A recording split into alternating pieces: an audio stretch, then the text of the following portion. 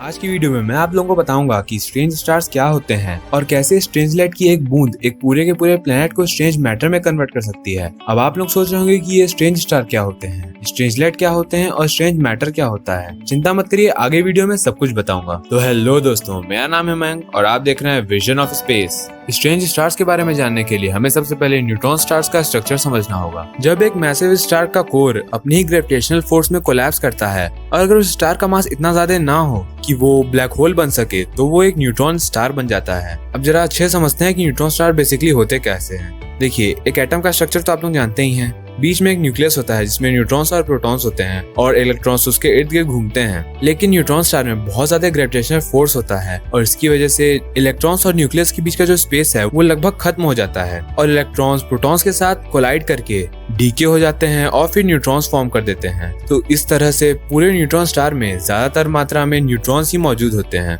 इसी वजह से हम उन्हें न्यूट्रॉन स्टार्स बोलते हैं। अब ये तो था न्यूट्रॉन स्टार्स का स्ट्रक्चर। अब हम ये समझते हैं कि न्यूट्रॉन्स जो होते हैं वो कैसे बनते हैं। जी हाँ दोस्तों, जो सब एटॉमिक पार्टिकल्स होते हैं उनसे भी छोटे और पार्टिकल्स होते हैं जिन्हें हम क्वार्क्स बोलते हैं और एक न्यूट्रॉन 3 क्वार्क्स से मिलकर बनता है। और वैसे तो क्वार्क्स बहुत सारे टाइप के होते हैं, लेकिन एक न्यूट्रॉन एक अप क्वार्क और 2 डाउन क्वार्क से मिलकर बनता है। अब हम ये समझते हैं कि स्ट्रेंज स्टार्स कैसे फॉर्म होते हैं। देखिए, अभी तो मैंने आप लोगों को न्यूट्रॉन स्टार्स का स्ट्रक्चर बताया और मैंने आप लोगों को न्यूट्रॉन्स का स्ट्रक्चर भी बताया कि कैसे वो 3 क्वार्क से मिलकर बनते हैं। लेकिन दोस्तों, जब न्यूट्रॉन स्टार का ग्रेविटेशनल फोर्स बहुत ज्यादा बढ़ जाता है तो उसके अंदर के जो 50% डाउन क्वार्क्स होते हैं वो डीके होके स्ट्रेंज क्वार्क में कन्वर्ट हो जाते हैं और इस तरह से जो मैटर फॉर्म होता है उसे हम लोग स्ट्रेंज मैटर या फिर स्ट्रेंज क्वार्क मैटर बोलते हैं। और ये स्ट्रेंज मैटर जिस स्टार के अंदर होता है उसी स्टार को हम लोग स्ट्रेंज स्टार्स बोलते हैं। और अब आप लोग ये सोच रहे होंगे कि ये सब तो न्यूट्रॉन स्टार्स के अंदर होता है, तो इससे हम लोगों को क्या नुकसान होगा। लेकिन दोस्तों, अगर एक न्यूट्रॉन स्टार एक दूसरे न्यूट्रॉन स्टार से या फिर दूसरे ब्लैक होल से कोलाइड करता है तो उस कोलिजन में जो थोड़ा सा मैटर बाहर आएगा उस मैटर में स्ट्रेंज मैटर भी होगा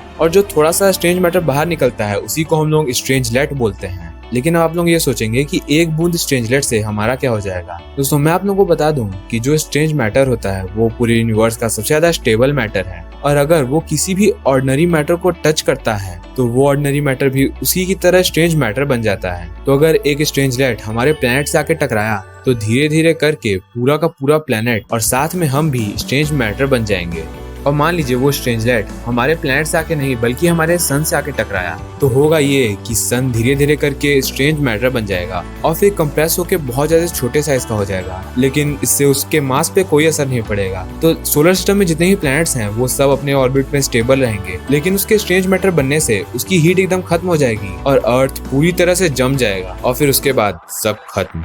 लेकिन आप लोगों को ज्यादा चिंता करने की कोई जरूरत नहीं है क्योंकि स्ट्रेंज मैटर अभी तक एकदम हाइपोथेटिकल है और केवल थ्योरीज में है, क्योंकि स्ट्रेंज मैटर का अभी तक हमें कोई भी प्रूफ नहीं मिला है। लेकिन हाँ, कुछ फिजिसिस्ट ये मानते हैं कि स्ट्रेंज मैटर केवल न्यूट्रॉन स्टार के कोर में नहीं फॉर्म होता, बल्कि जब बिग बैंग हुआ था उसी समय स्ट्रेंज मैटर फॉर्म हो गया था, क्योंकि उस समय हमारे यूनिवर्स का एनवायरनमेंट बहुत ज्यादा डेंस था। तो अगर उन फिजिसिस्ट की बात सच है तो इस समय हमारे पूरे यूनिवर्स में हर जगह स्ट्रेंज लाइट्स इधर से उधर घूम रहे होंगे और कभी भी आके हमसे टकरा सकते हैं। और स्ट्रेंज मैटर को खत्म करने का केवल एक ही तरीका है, अगर हम स्ट्रेंज मैटर को ब्लैक होल में ढकेल दें तो वो खत्म हो जाएगा। और यार, ब्लैक होल्स को मानना पड़ेगा, उसके सामने कुछ भी नहीं टिक सकता, चाहे वो स्ट्रेंज मैटर हो या कुछ और। तो आप लोग मुझे कमेंट में करके बताइए कि स्ट्रेंज मैटर पे आप लोगों के क्या विचार है। तो बस दोस्तों, आज की वीडियो में बस इतना ही। अगर आप लोगों को वीडियो पसंद आया तो वीडियो को लाइक कीजिए और हमारे साथ यूनिवर्स के सफर में जुड़ने के लिए हमारे चैनल को सब्सक्राइब करके बेल आइकन दबा दीजिए। तो मिलता हूँ नेक्स्ट संडे नई वीडियो के साथ, तब तक के लिए बाय।